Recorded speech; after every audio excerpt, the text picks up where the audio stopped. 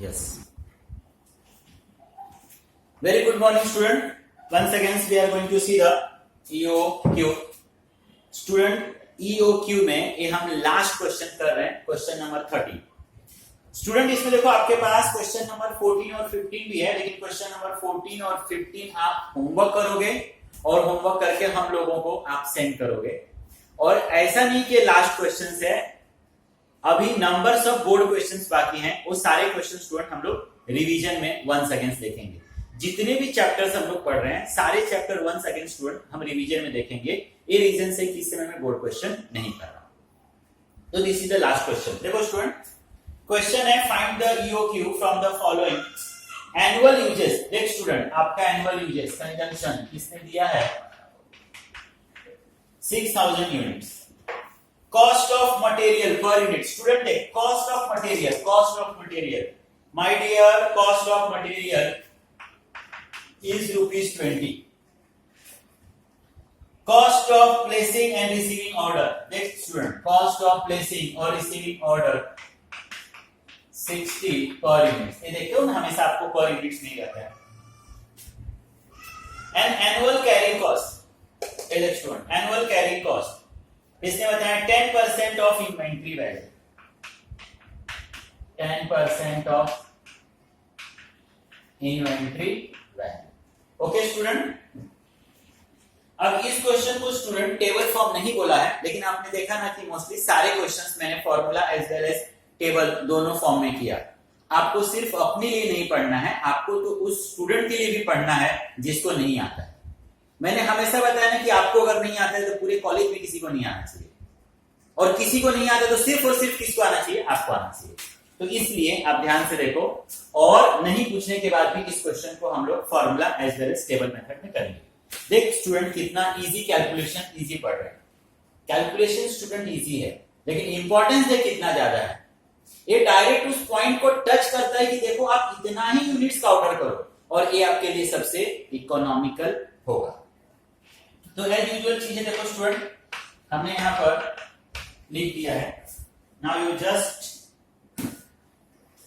keep the amount on proper place. A आपका 2, A annual uses student 6000,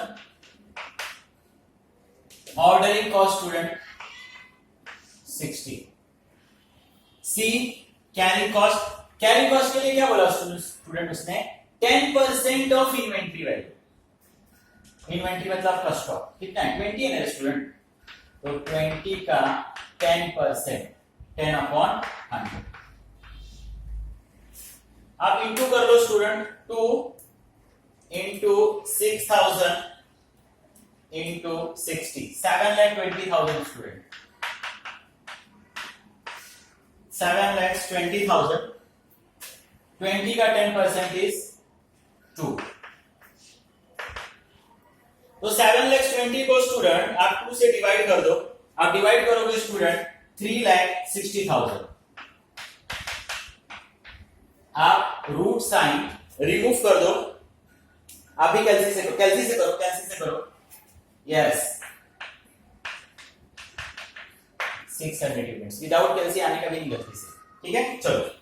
then our economic order quantity is 600 units. हमारे लिए सबसे best क्या होगा, 600 units का हम ऑर्डर करें.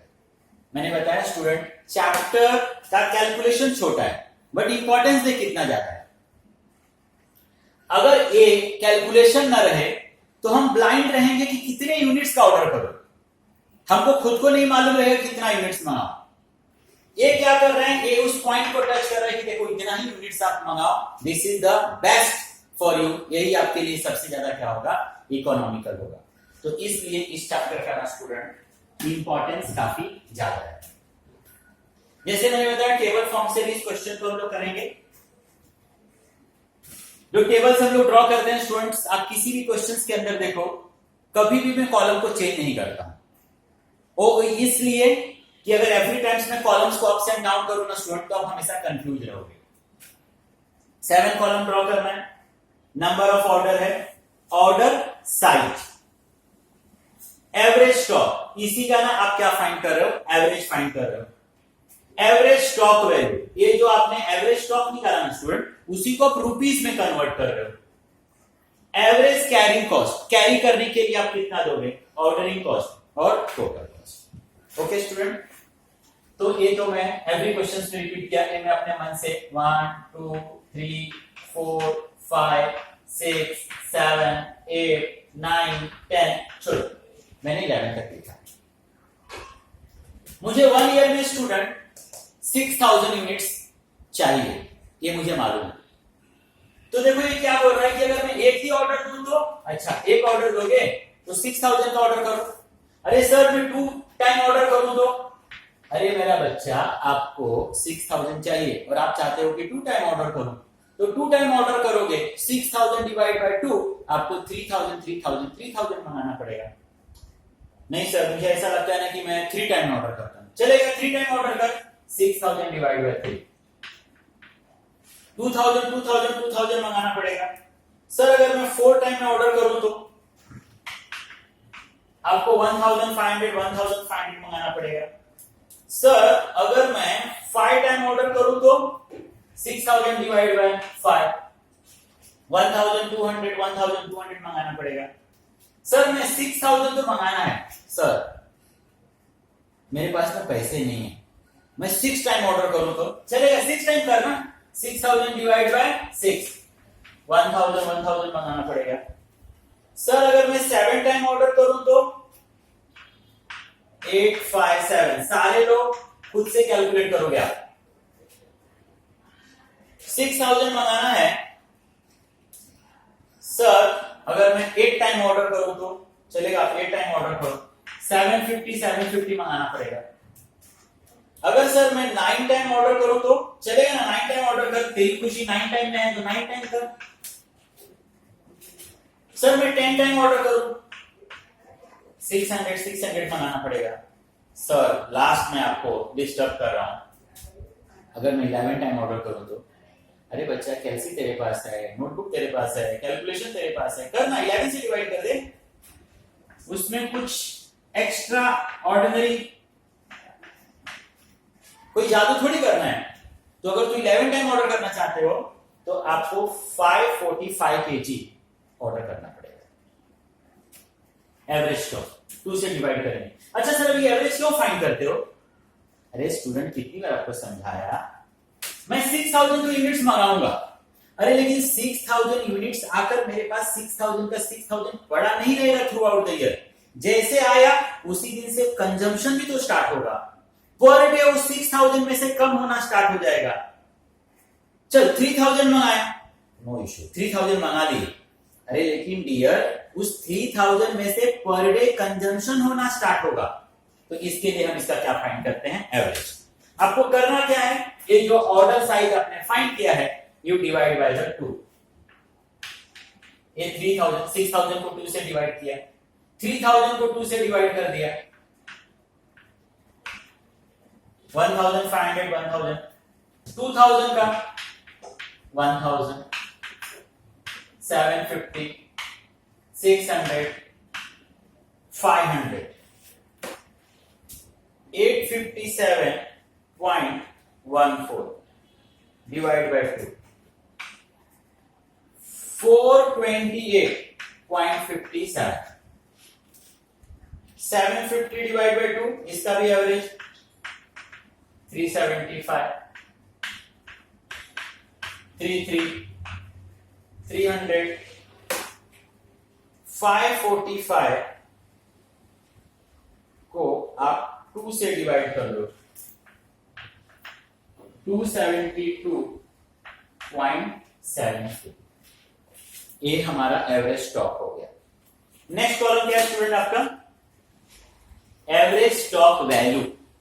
ये स्टूडेंट यूनिट्स था, इसी को ना मैं रुपीस में कन्वर्ट करने जा रहा हूं कि मेरे को इतना ही रुपीस देना पड़ेगा। चल जैसे मैंने डिसाइड किया कि ऑन एन एवरेज 3000 मंगाऊं, चलेगा 3000 मंगा, लेकिन जब आप 3000 मंगाओगे पर यूनिट 20 रुपीस है, तो उसको 20 के हिसाब से आपको 60,000 पे करना पड़ेगा। 1500 मंगाओगे तो 20 के हिसाब से आपको 30,000 देना पड़ेगा। उसी तरीके से अगर आप 1000 मंगाओगे तो 20 के हिसाब से 20,000 देना पड़ेगा। 750 20 के हिसाब से 15,000 देना पड़ेगा। 12,000 का पेमेंट करना पड़ेगा। 10,000 रुपीज आपको देना पड़ेगा। 8571.40 का पेमेंट करना पड़ेगा। 7,500 का पेमेंट करना पड़ेगा। सुरेश आप भी ध्यान दो, आप खुद से कैलकुलेट करो, दूसरे नोटबुक मत देखो, आप खुद से करो। यस 6666.66 रुपीज आपको देना पड़ेगा। 6,000 देना पड़ेगा। I hope everyone enjoying. काफी इजी कैलकुलेशन कर रहे हैं स्टूडेंट हम लोग। 5454.40 देना पड़ेगा। हम लोगों ने स्टूडेंट इसी एवरेज स्टॉक को रुपीस में कन्वर्ट कर दिया कि 20 रुपीस उसका कॉस्ट है, कितना देना पड़ेगा। एवरेज कैरिंग कॉस्ट, जो आपका मटेरियल कैरी करके ला रहा है ना, उसने पहले ही क्या बोल दिया, आप कितने का भी मंगाओ मेरे लिए मैटर नहीं करता है, मैं 10% लूंगा। जितने का आप मटेरियल्स मंगाओगे ना, जितना आपका बिल बनेगा उसका 10% आपको देना पड़ेगा। वो फिक्स नहीं बोल रहा है कि एक ट्रिप लेके जाऊंगा तो 1,000 लूंगा, 2,000 लूंगा, मैं 10% लूंगा।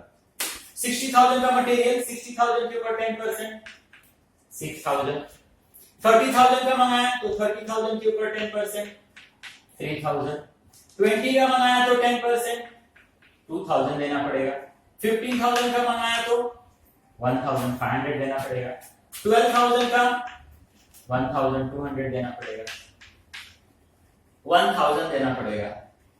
587.14 देना पड़ेगा। 750 देना पड़ेगा।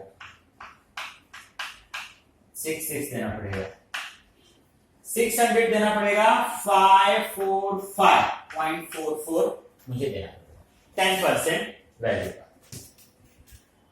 बाइंग कॉस्ट पर ऑर्डर, इसने यहां पर आपको बोल दिया कि सर आप एक बार ऑर्डर करोगे ना, एक बार तो मैं 60 रुपीज चार्ज करूंगा।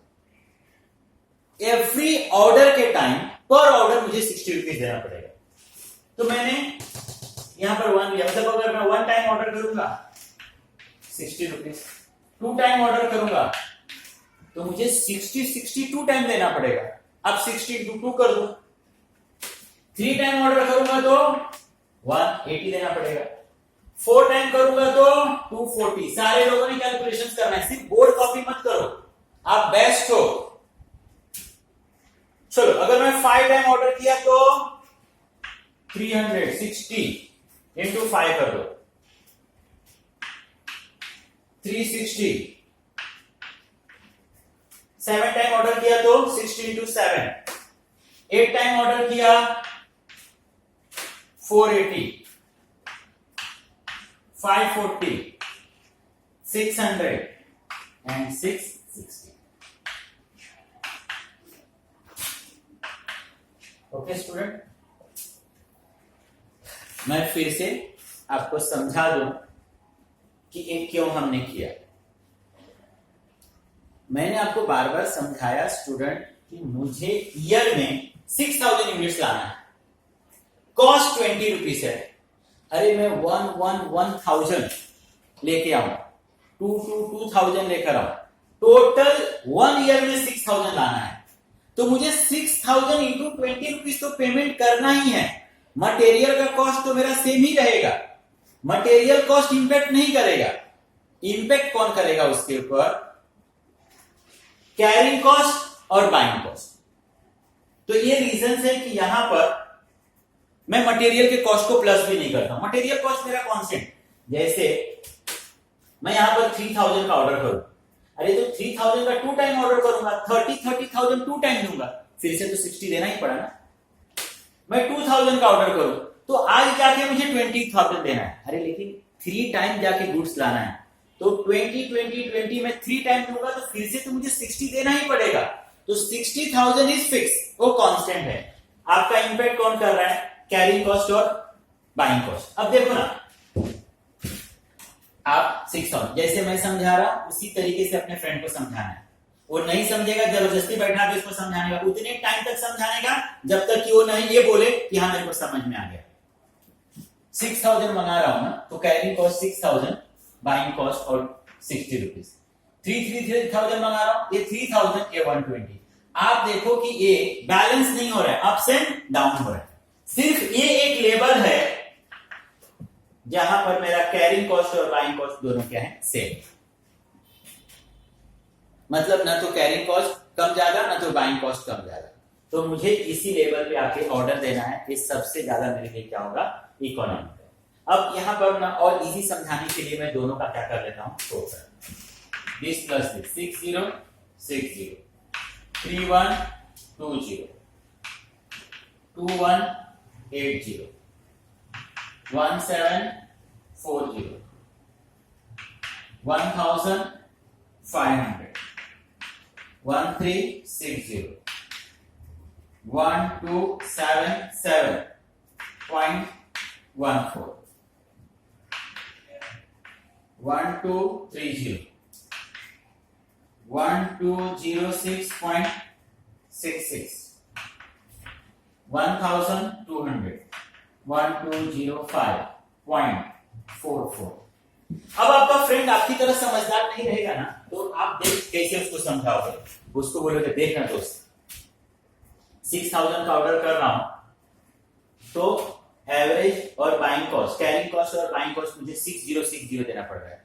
वो बोलेगा अरे यार तू मटेरियल का कॉस्ट क्यों नहीं ले रहा है, तो फिर से उसको वही समझाना, मेरे भाई मटेरियल कॉस्ट तो फिक्स ही रहने वाला है, यहां जाऊं यहां जाऊं यहां जाऊं, मटेरियल कॉस्ट फिक्स, वो कहीं पर इंपैक्ट करने वाला नहीं। मटेरियल कॉस्ट कब इंपैक्ट करता है, जब मटेरियल का रेट ना अलग अलग होगा तब। जैसे एक हमने क्वेश्चन किया था, वहां पर यूनिट्स के हिसाब से आपको डिस्काउंट मिला था, तो उस क्वेश्चंस में देखोगे तो मैंने मटेरियल कॉस्ट को भी प्लस किया, क्योंकि वहां पर कुछ समथिंग 12000 था। 12000 का मैं ऑर्डर कर रहा था, रेट 12 रुपीज था, उससे मैं कम ऑर्डर कर रहा था 11.80 था, उससे मैं कम ऑर्डर कर रहा था 11.20 था, लाइक दैट। तो उस समय मैं मटेरियल कॉस्ट को भी लूंगा, यहां तो मटेरियल कॉस्ट है। तो 6000 का ऑर्डर कर रहा हूं, इतना खर्चा, 3000 का ऑर्डर कर रहा हूं, मतलब मेरे को किसी ने क्या समझा दिया कि सर आप ना थोड़ा थोड़ा करके मंगाओ, आपका कॉस्ट कम होगा। मैं खुश हो गया, हाँ यार बहुत सही बात बोल रहा है, अच्छा बात बोल रहा है। ये ऑर्डर कर रहा हूं, इतना कॉस्ट देना पड़ रहा है, ये ऑर्डर कर रहा हूं 1500। लेकिन इस तरीके से ऑर्डर करते करते जब मैं 600 पर आया, तो यहां देखा कि 1200 मुझे कॉस्ट बेयर करना पड़ रहा है। लेकिन जब मैं उससे भी कम करने गया, तो मेरा कॉस्ट तुरंत यहां पर फिर से क्या होने लगा, अप होने लगा। 1200 था ना, ये कितना हो गया 1205.44, और इसी तरीके से एक कॉस्ट फिर से क्या होने लगेगा, अप होने लगेगा। तो चैप्टर ही हम लोग पढ़ रहे हैं इकोनॉमिक ऑर्डर क्वांटिटी। सबसे बेस्ट क्या है, इकोनॉमिकल क्या है, चीप क्या है। तो मुझे 6000 का तो यूनिट्स का ऑर्डर करना है 1 ईयर में, मेरे लिए सबसे चीप क्या होगा कि मैं एवरी टाइम कितना ऑर्डर करूं, 600 600 600 600। तो देख स्टूडेंट, कैलकुलेशन इजी, लेकिन कितना ज्यादा इंपॉर्टेंट कि आपका यहां पर बिल्कुल वेस्टेज नहीं होने दे रहा है पैसे का। और यही तो कॉस्टिंग हमको सिखाता है, maximum utilisation of available resource, reduce the wastage. Okay student, तो this is the last question student. Next time costing से ही मैं नेक्स्ट चैप्टर एक ओवरहेड स्टार्ट करूंगा, वो भी देखोगे one of the easiest chapter है। और ओवरहेड के बाद then will see the account first, या फिर जो भी आपको देखना रहेगा। ओके स्टूडेंट, तो I hope everyone enjoy. Next 2 questions मैंने बोला है होमवर्क है, तो प्लीज आप उसको करो और हम लोगों को उसको सेंड करो, तो मुझे ये समझ में आएगा कि आपको कितना समझ में आया। Thank you very much, thank you.